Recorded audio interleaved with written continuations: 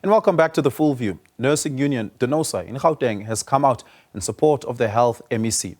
Recently, calls for MEC Nomantu Nkomo-Ralehoko to step down have intensified. This follows the Auditor General's latest report, which found the department had financial mismanagement. Take a look at this. Before we bring you that package, let's bring you this interview. DENOSA Gauteng chairperson Simphiwe Gada joins us in studio for this.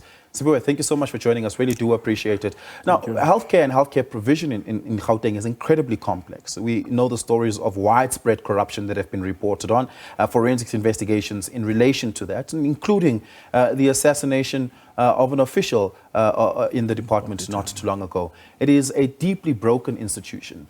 Your support for the MEC, is it rooted in their ability to be able to turn around that picture?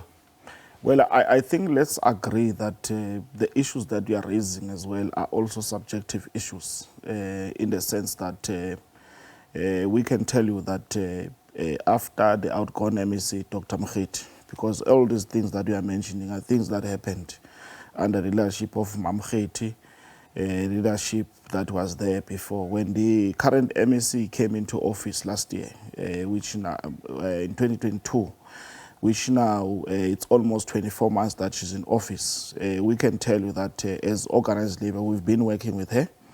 And we can tell you that there's a lot that, is happening. We can also challenge Can you highlight some of the things that have been happening? For instance, if you look at the infrastructure challenges that we've had, we have seen a lot of work that has happened. Just here next to you, Helen Joseph, I know was on the news recently, but there we've got infrastructure improvements, especially in the mental health unit, the casualty unit. You go to Betatwa Hospital, you also go to Kopane, you go to Jubilee. So there's many infrastructure projects that which has been our call, that let's take the functions of infrastructure away from DIT, because all the things that you mentioned in your introductory, some of them have happened under that department.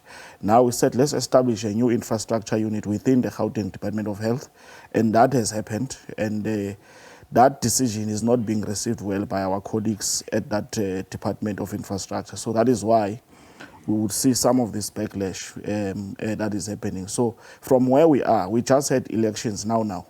The MEC was deployed back into... When it comes to worker-related matters, which is what your primary concern is, has the MEC given a plan that sufficiently addresses that, such as understaffing, such as poor management of staffing resources that have been a big issue in the province for many, many years, including not adequately appointing people into the necessary vacancies, whether it be at a senior management or an executive level at many of our hospitals, such as having acting CEOs or underqualified CEOs and municipal and healthcare managers, my apologies, in these institutions. Do you feel that's sufficiently addressed?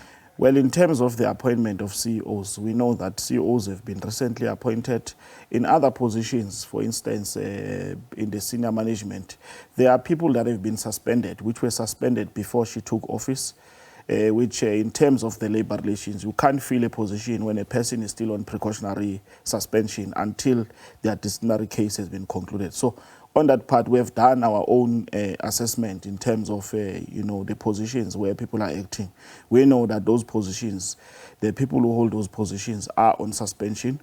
But at the same time, we have expressed concerns. These disciplinary hearings have got to conclude so that the stability as far as governance is concerned. So from where we are sitting, even the staff, one of the things that we've been crying about as trade unions is that we must invest in staff,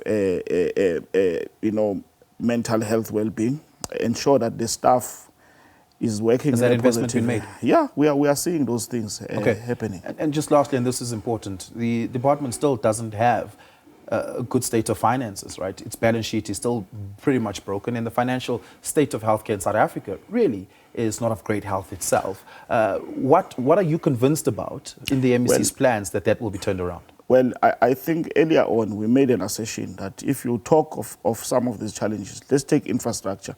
It's not only Gauteng, broadly in the country. And what we have called for is that let's establish a fund that is going to attack infrastructure challenges, because within the limited resources that are there, our position is simple, that what is allocated to health is simply not enough. Again, we're not talking about the austerity measures that have been implemented by National Treasury. When the national government went to take a loan from the IMF, there were conditions attached to that loan, that 500 billion loan that was taken. Those conditions entail the fact that for any post that becomes vacant, it cannot be filled, and that's what we're fighting. And that is not a decision from the Department of Health. It's a decision from National Treasury. So as long as we've got a National Treasury and a Provincial Treasury that does not budget according to the health needs or the needs of service delivery, we'll always have a problem. So our view is that the planning of government should be in line with the things that are on the ground, because even in Gauteng, we talk about the state of the balance sheet, but we are not saying what is the state of the overall Gauteng provincial government, a balance sheet, because I can tell you that government planning goes over a 5-year cycle. When Premier Makura was in office, he planned for 5 years.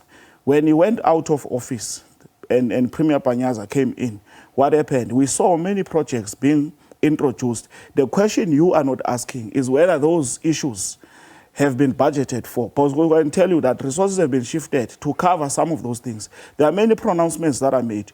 Let's talk about the train that they say there must be a train from Gauteng to Limpopo. Whose mandate is that? It's the mandate of national government. So there are many things that are being pronounced. The question we must ask, are there resources for this thing? Because what we see here is an isolation of one department, whereas we've got a lot of dedicated men and women, which we represent, who are our members, who are holding the healthcare system intact. We are coming from COVID. Me and you can sit like this without a mask. The economy has grown. You should be accrediting those things to the hard work of healthcare workers. The economy, South Africa is the biggest economy in the continent. That is because of the contribution, the investment that has been made, and the contribution of healthcare workers. So I think that we must raise that issue, so that when we do reporting, we must cover all areas. Let's not isolate one thing. I am unfortunately going to have to leave it there. Just also to quick note, South Africa doesn't have a 500 billion rand loan from the IMF. It was far less than that. No, it's fine, but I'm saying what was there was that the impression of remember the loan, it's not necessarily a loan that was taken. Remember some of the things, the representation, it's all those things. So we know that all those things were so that we can improve the economy, put money in the pockets of the citizens. I'm terribly pressed for time. Thank you so much for your time. Really appreciate it. Simphiwe Gada is with DENOSA in Gauteng. He's the chairperson.